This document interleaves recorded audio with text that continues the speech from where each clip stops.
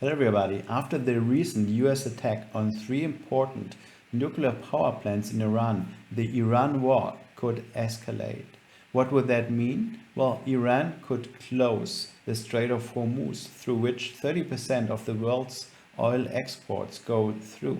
Well, that would have a direct impact on oil prices. So oil prices should skyrocket, but not only oil, as well the derivatives of oil, being heating oil and gasoline. The nice thing is these 3 contracts, well, they are global futures contracts that are very liquid and very well tradable. So let's have a look first at crude oil. Is crude a great chart to trade? Well, it's actually not. Here on the quarterly chart, crude oil, we are sitting right at important resistance and we are hanging around the magnet of the 200 simple moving average. So if prices increase, they're most likely very volatile. We might get a big spike up, we might get a big spike down. So it's not a great chart to trade. So let's have a look at a derivative that is actually interesting. It is gasoline, the RB contract. And just one day before the US attack, we actually got an entry signal into RB on the weekly chart.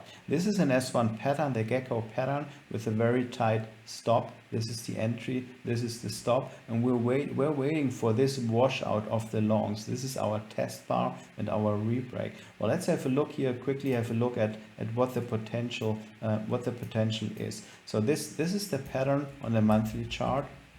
We can nicely see how this pattern, it took more than basically 3 years to build. So it seems like the market knew that something was setting up. If this is our multi-bar pattern, this is the momentum move that leads to the pattern, and this then allows us to project the target out.